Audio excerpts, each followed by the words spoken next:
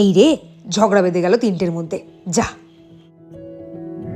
Good morning everyone, welcome back to the channel রুজনামজা। আজকে রবিবার, আর রবিবারে আমার মুখে কিন্তু একটু আলাদা হাসি থাকে। আসলে ছুটির দিন, কোনো কাজে ব্যস্ততা নেই, সারাদিন খুব রিল্যাক্সে কাটাই। তারপর বাড়িতে সবাই থাকে, তারপর ওর মা আছে, মা তো আছে তোমরা জানোই, দুদিনের ব্লগ দেখছোই। আর তার সাথে আরও আনন্দ কেন বলো তো, আজকে চেরি আসছে।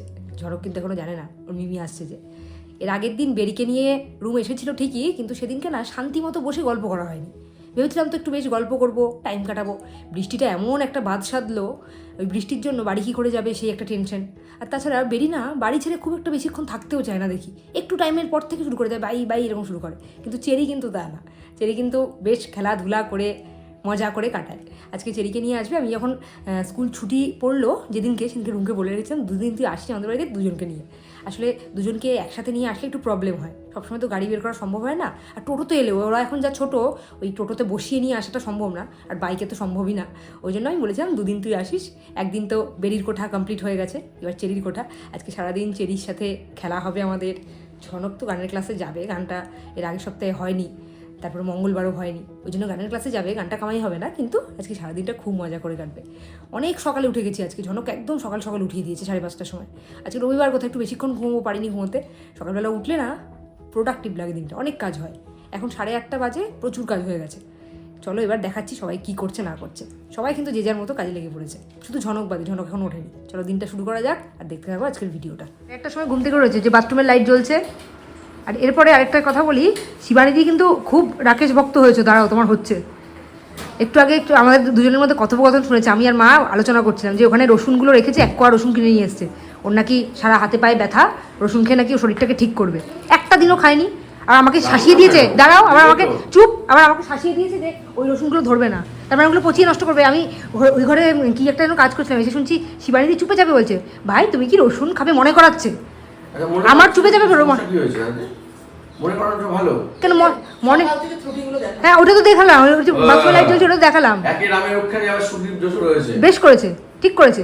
ওই যে সবসময় তুমি আমাকে দোষারোপ করো, এই যে সবসময় চুপ করো, সবসময় যে আমাকে দোষারোপ করো, তোমার কি কি দোষ সেগুলো তো দেখাতে হবে। আর তোর খেয়ে কাজ নেই, 7 সকালে চলে এসেছিস। তুমি যে বলেছিলে 8টার মধ্যে ঢুকতে, তোমার নাকি বাড়িতে লোকজন আসবে। এই যে আমাদেরকে কিছু বলতে পারছে না, একটা নিরীহ গোবেচারার ওপরে মানে অ্যাটাক করছে। নিজের স্টুডেন্ট পেয়ে জানে কিছু বলতে পারবে না, ওপর দিয়ে এটা বয়সে ছোট নিরীহকে মেজাজ দেখাচ্ছে। ঘুম থেকে 8:30টার সময় উঠেছে, 8:30 না 9:15 বাজে। তুমি মাথার উপর দিয়ে যাও। দেখুন যাবো না তো কী করবো, সারাদিন তো এগুলো সামলাতে হচ্ছে। তোমার এই ভুলো মনের জন্য যেই মানে সংসারে যেই ইয়েগুলো হচ্ছে, ড্যামেজগুলো হচ্ছে, এগুলোকে ড্যামেজই বলে। আজকে শিবানীদি কিন্তু ড্যামেজ কন্ট্রোল করার চেষ্টা করেছিল, কিন্তু পারেনি, চুপে চাপে বলতে গেছিলো। ভেবেছিল আমি শুনবো না, আমি ঠিক শুনে নিয়েছি। ওই 1 কোয়া রসুনের প্যাকেটটা ধরে আমি ফেলে দেবো। দাঁড়াও, মা আছে তাই জন্য আজকে সকালবেলা আবদার হয়েছে সাদা আলুর তরকারি। এই সাদা আলুর তরকারিটা মা যেভাবে করে, 5 ফোড়ন দিয়েছে, এর আগে একদিন দেখিয়েছিলাম। 5 ফোড়নের সাথে দিয়েছে হলো টমেটো একটু বেশি করে, তারপরে দিয়েছে হলো রসুন 4-5 কোয়া, 2 কাঁচা লঙ্কা। এইদিকে চন্দ্রমুখী আলুটা কুকারে একটু সিটি দিয়ে দিয়েছে, যাতে মাখা মাখা ব্যাপারটা যে হয় না এটা খেতে। আর সাদা তেলে রান্নাটা হচ্ছে। কুকারে সিটি দিইনি, ওটা এমনি সেদ্ধ করছি। কুকারে সিটি দিলে পুরো ঘেটে যেত। আর এত বড় কড়াইয়ের মতো আমাদের ঢাকনা নেই, ওই জন্য ছোটো কড়াইয়ের ঢাকা দিয়েই কাজ চালাতে হচ্ছে। এখন রোজই আমাদের এই কড়াই দিয়ে রান্না হচ্ছে, আসলে বেশি পরিমাণে রান্না হচ্ছে তো। আর আমার মিডিয়াম সাইজের কড়াই নেই, ছোটো আছে, নাহলে বল।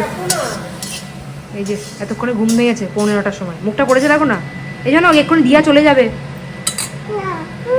সকালে যখন বললাম ঘুম থেকে উঠে যা, দিয়ার কাছে গিয়ে শো, উঠলি না। এখন না,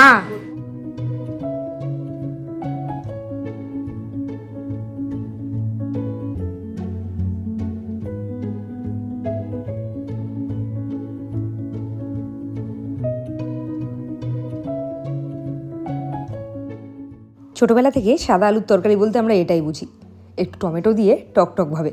কী যে লাগে এটা খেতে, একবার এইভাবে বানিয়ে খেয়ে দেখো। লুচি, রুটি, পরোটা 3টে দিয়েই জমে যাবে। এত ভালো হয় না খেতে, ঝোল পর্যন্ত চেটে একদম সাফ করে দিই থালা। একমাত্র টমেটোটা একটু বেশি লাগে, রঙটা একটু লালচে লালচে হয়। আজকে 2 বড় সাইজের টমেটো দিয়েছিলাম এর মধ্যে, কিন্তু আরও একটা দিতে হতো, একটু কম পড়ে গেছে টমেটোটা। আলু খেতে খুব একটা ভালো না বাসলেও এভাবে মা যেদিনকে আলুর তরকারি বানাতো ছোটোবেলায়, একদম চেটে পুটে খেয়ে নিতাম। আরও চাইতামও, জানো তো, রুটিও চাইতাম আর তরকারিও চাইতাম। গীতা দিয়া শিবানিদি আমার ভিডিওতে একটা অন্যতম পার্ট, প্রত্যেক দিনই দেখো তাদের ঝগড়া, তাদের কাজকর্ম। যেমন ঝনককে না দেখলে ভিডিওতে তোমাদের মন খারাপ লাগে, তেমন গীতা দিয়া শিবানিদিকে মাঝে মধ্যে না দেখলে মন খারাপ লাগে তো, নিশ্চয়ই লাগে। গীতা দিয়া শিবানিদিকে আমি বলেছিলাম যে ফেসবুক পেমেন্ট অনেকই তোমাকে বলছি, কিন্তু বিশাল একটা পেমেন্ট পাইনি, যাই পেয়েছি অল্প যা পেয়েছি তাতেই আমি খুশি। তাতে সবাইকে একটুখানি কিছু দিতে বেশ ভালোই লাগে। বলেছিলাম যে তোমাকে মিষ্টি খাবো, আর তাছাড়া কী দেবো। এবার মিষ্টি একটা মিষ্টি তো মাঝে মধ্যেই দিই, একটা মিষ্টি আর কি খাওয়ানো যায়।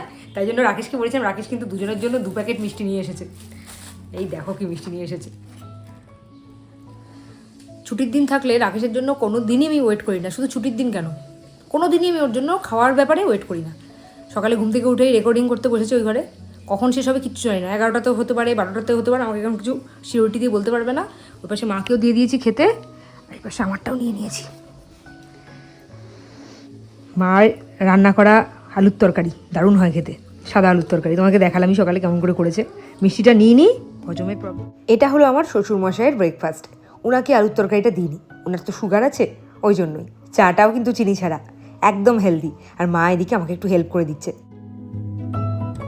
দিদি বেরিয়ে যাওয়ার পর এখন মা ঢুকেছে রান্নাঘরে।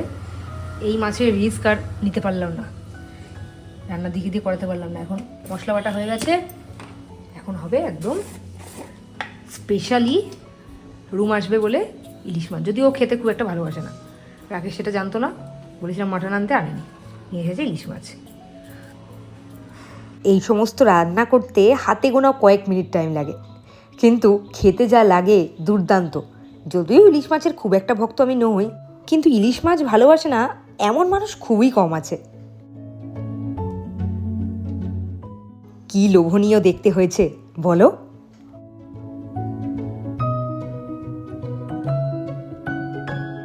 এসে গেছে চেরি, জনকের বোন এসে গেছে।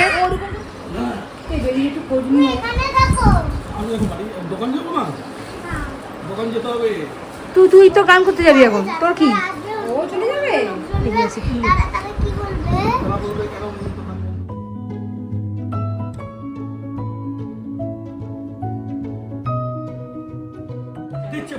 এলেই ব্যাগটার মধ্যে হামলে পড়বে এই মেয়ে ছেলেটা। বসো, ব্যাগটা দে, তাকিয়ে আছে, বৃষ্টিটা দেখো। কি সুন্দর আদরটা কর, স্ট্যাম্প দে হাতে। দেখ কতগুলো স্ট্যাম্প দেখ। ওর মিমি বাড়িতে আসা মানে ওর একটা চিন্তা হতে থাকে, মিমির ব্যাগে কি আছে, কি নিয়ে এলো আজকে ওর জন্য। আজকে নিয়ে এসেছিল একটা স্ট্যাম্প। বাচ্চাদের কত রকমের খেলনা যে আছে না দেখলে বোঝাই যায় না। কি সুন্দর স্ট্যাম্পগুলো দেখো, এক একটা অ্যানিম্যালের স্ট্যাম্প, আর ওখানে দিলেই একদম পারফেক্টলি বোঝা যাচ্ছে। যখন আমরা ছোট ছিলাম তখন এত খেলনাও ছিল না, আর আমাদেরকে খেলনা দেওয়ার মতো এত মানুষও ছিল না, এই কথাটা মানতেই হবে। এখনকার বাচ্চারা না কোনো কিছু না বলতেই পেয়ে যায়। এখন তোমাদের একটু আগে দেখাই, ওই দেখো 12টা বাজতে 10। দেখো এই লোকটার অবস্থা দেখো। আমার একা রুটি 2টো করিয়েছিলাম, খাওনি। ওই বাসি রুটি যদি আমাকে খেতে হয়েছে তো তোমার একদিন কি আমার একদিন। এর পরিমাণ দেখো, সবেদা, কলা, পেঁপে, আলুর তরকারি, আর রুটিটা খেয়ে নিয়েছে, ডিম সেদ্ধ, ওখানে ড্রাই ফ্রুট। এগুলো সব দেখানোর জন্য দিয়েছে, জানো তো, এতগুলো আমাকে খেতে দেবে, একটু পরে নিয়ে দিয়েছে, এখান থেকে সবাই তুমি তুলবে সাইড করে। তুমি যে মিথ্যুক একটা, সেটা সবাই জেনে গেছে। এই যে রাকেশ গানের ক্লাসে গেছে, গানের ক্লাসে যাতে কামাই না হয়। আর একটা জিনিস তোমাদেরকে দেখাই মজার, এখানে এই মেয়েটাকে দেখো খেতে বসেছে। A for apple, B for ball, পুরো একদম টোটালি বলতে শুরু করেছে। আমি শুনে অবাক, আমি এখানে জামা কাপড় মেলছিলাম, মেলতে আমি শুনে একদম অবাক হয়ে গেছি। কদিন আগে কথা বলতে শিখেনি, আর এখন কথা বলতে শিখে মুখ দিয়ে একেবারে খই ফুটছে। আর 1 2 তো বলছেই, 1 2 আবার এরকম করে বলছে, 1 2 এরকম করে বলছে। এই চেরি, সব তো শিখে গেছিস, পড়াশোনা সব তো শিখে গেলে আর বড় হয়ে কি পড়বে? কি যে বলছে ও নিজেই বুঝছে, অর্ধেক কথা বোঝা যাচ্ছে না, কিন্তু যেগুলো বোঝা যাচ্ছে তাতে বোঝা যাচ্ছে যে A for apple, B for বলই বলছে। ভাবি যে ওরা এলে অনেক গল্প করব, কিন্তু কাজ করতে করতে কত বেলা হয়ে যায় দেখো, প্রায় 2টো বেজে গেল। চেরির খাওয়া দাওয়া হয়ে গেলে তারপরে আমাদের খাওয়া দাওয়ার পার্ট শুরু হবে। আগে ঝনক আসুক, ও খাবে তারপর।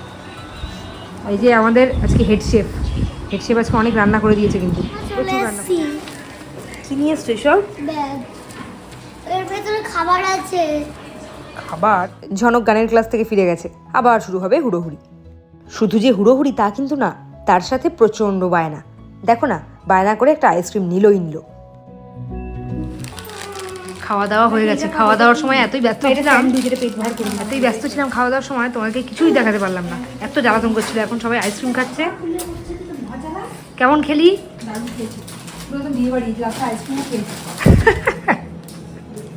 বিয়ে বাড়ির খাওয়া দাওয়া হয়েছে আজকে আমাদের। রাকেশ কিন্তু আজকে খেলো না, নেমন্তন্ন ছিল জানতাম না। এরকম 3:30-3:35 বেজে গেছে খাওয়া দাওয়া হয়েছে। আর এখানে এখন সব কিছু ঢেকে রাখা হয়ে গেছে, এবার একটু বিশ্রাম নেব। রাকেশের পাগলামিটা শুধু শোনো কি করেছে কাণ্ডটা। আমি সেদিনকে তোমাকে বললাম যে আমার ইলিশ মাছ খুব একটা পছন্দ না, তার থেকে আমার মাংসই ভালো লাগে, সে চিকেন হোক বা মাটন। এবার আমার আর আমার বোনের মানে রুমের কথা বলছি, আমরা তো টুইন, আমাদের বেশিরভাগ জিনিসই না একরকম, আমাদের পছন্দগুলোও একরকম। এবার তাই জন্য ও এসে যখন শুনেছে ইলিশ মাছ হয়েছে খুব একটা পছন্দ হয়নি। ও বলছে আমি তো ভেবেছিলাম পোলাও হবে, পোলাও চিকেন এইসব। এবার রাকেশ ভেবেছে যে মাটন হয়নি, তাই জন্য ওর মনটা খারাপ। ও কী করেছে, ঝনককে যখন গানের ক্লাসে নিয়ে গেছিলো, ফেরার সময় দেখছি রান্না মাটন নিয়ে এসেছে কোথা থেকে জানো। এবার সেখানে 400 টাকায় 4 পিস মাটন, এরকমই হয় দাম সাধারণত। এবার আমি ওকে বললাম এই 400 টাকা দিয়ে তো তুমি 500 মাটন নিয়ে আসতে পারতে, সেটা রান্না করে যদি দিতাম তাহলে তো অনেকে খেতে পারতো। তুমি কি মাথা খারাপ? শুধু ক্যাবলামিটা শুধু ভাবো, ও ভেবেছে যে রুম মাটন খাবে বলে বলেছে। আসলে আমরা মাটন চিকেনটা খুব একটা যে দুটোর মধ্যে হেরফের সেরকম ব্যাপার না। পোলাও হলে বেশ ভালো লাগে খেতে, পোলাও বা ফ্রাইড রাইস। পোলাওটা তো খুব সহজে হয়, আর আমরা পোলাও খেতে খুব ভালোবাসি, আর আমি পোলাওটা খুব ভালো করিও। তাই জন্য রুমকে আমি বলে রেখেছিলাম যে একদিন তোকে নেমন্তন্ন করবো, পোলাও খাওয়াবো। এবার পোলাওটা হয়নি, যেহেতু ইলিশ মাছ এসেছে, ইলিশ মাছের সাথে পোলাওটা কোনোভাবেই যায় না। আর মা আজকে আছে বলে ইলিশ মাছটা আজকেই করলাম, নাহলে মা যদি ইলিশ মাছটা না করতো এত ভালো হতো না। এত টেস্টি হয়েছিল, রান্না দিদি রান্না করতেও ভালো হতো, কিন্তু মায়ের মতো এতটা টেস্টি হতো না। ঠিক আছে, আরও একদিন নেমন্তন্ন করবো, সেদিনকে না হয় পোলাওটা খাইয়ে দেবো। পোলাও খাওয়ানোর ইচ্ছেটা থেকেই গেল, আমারও থেকে গেল, ওরও পোলাও খাওয়ার ইচ্ছেটা থেকে গেল আমার হাতের। এখন একটু বিশ্রাম নেবো, সকাল থেকে যা দৌড়োদৌড়িটা লেগেছিলো। আর ঝনক আজকে খুব জ্বালাতন করেছে প্রচণ্ড, ওই জন্য বাবার কাছে বকাও খেয়েছে জানো তো। চেরি ওইদিকে ঘুমোচ্ছে, আর ও চিৎকার চেঁচামেচি হই হুল্লোর বাচ্চারা যেটা করে ওইটা করছে। রাকেশ এখন নিমন্ত্রণ খেতে গেছে, সামনেই এক বাড়িতে আছে শ্রাদ্ধের নিমন্ত্রণ, আমাদের বাড়ি সবারই ছিল, আমি আর যাইনি, রাকেশ গেছে, ও এখনও ফেরে। আজকে তো শুধু চেরিরই আসার কথা ছিল, বেরির তো আসার কথা ছিল না। কিন্তু আমি রুমকে একবার বললাম যে বেরিকেও তো আনতে পারিস, একটু বিকেলবেলা শুভমদাকে বল না দিয়ে যেতে। ঘুম থেকে উঠে দেখছি শুভমদা দিয়ে গেছে বেরিকে। আমার যে কী আনন্দ হয়েছে দুটোকে একসাথে দেখে। কিছুক্ষণ ধরে তিনজনে বেশ খেলাধুলা করলো, আনন্দও করলো, বেশ ভালোও লাগছিল। কিন্তু একটু পর থেকেই শুরু হয়ে গেল বেরির বায়না বাড়ি যাওয়ার জন্য। সে একেবারে মাথা খারাপ করে দিল। ছেলে এখানে সাইকেল চালাচ্ছে, আমি বাপটাকে দেখো। তোমরা কি শুরু করছো দুজন মিলে? আমি হঠাৎ করে ভাবছি ও কি করছো, হুইল চেয়ারটা কোথা থেকে পেলো? বেরি কো বেরি? এই হাঁকা থাকি বসে আছে গোল্লা এই পড়ে যাবি বাবারে। মা সাইকেল চালাবে তো, গাড়ি চালাবে, যাও গাড়ি চলে আসো। কোনটাতে উঠবি, দাদারটাতে না মিমোরটাতে? ওই মিমো দেখ তুমি সাইকেল চালাতে যাবে। বেরিকে ভোলানোর জন্য রাকেশও লেগে পড়েছে, কিন্তু না, কিছুতে কিছু কাজ হচ্ছে না। ও তো বারবার বলে যাচ্ছে শুধু বাড়ি আর বাড়ি। তবে চেরি আর ঝনক কিন্তু আপন মনে খেলে যাচ্ছে। এইবারে আমরাও কিছুক্ষণ চেষ্টা করলাম বেরিকে ভোলানোর।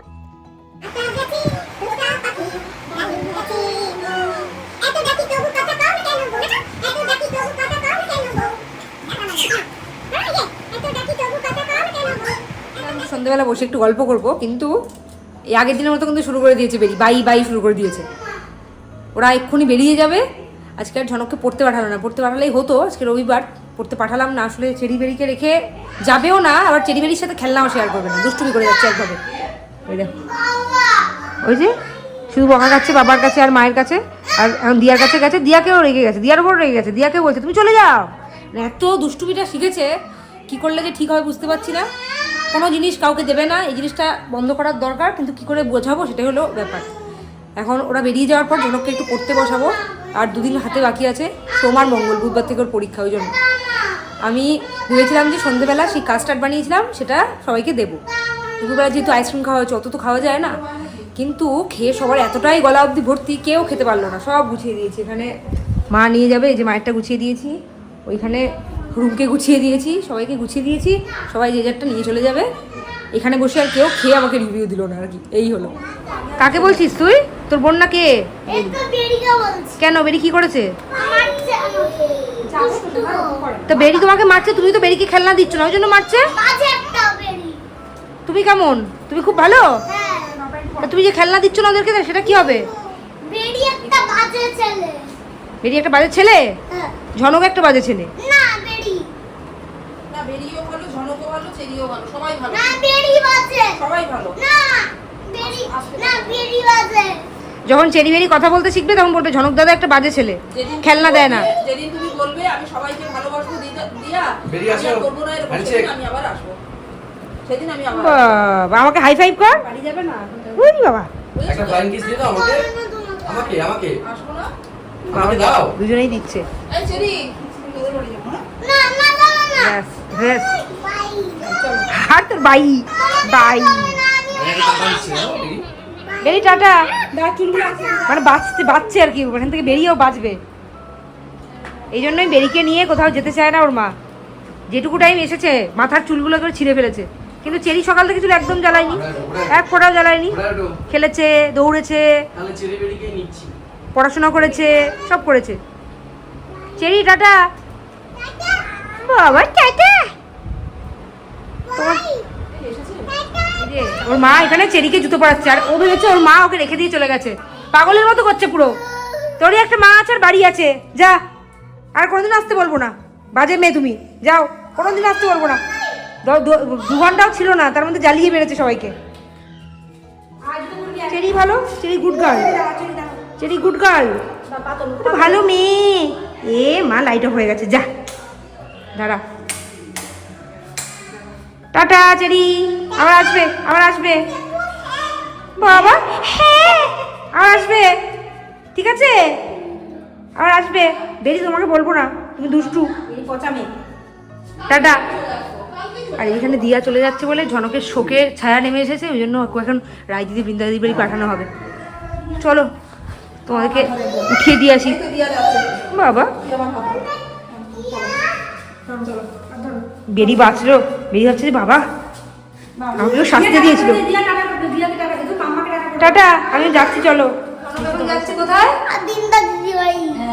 না হলে ওকে রাখা যাচ্ছিল না, চিৎকার করে কান্না করে চলে যাচ্ছে। আমি আসবো না।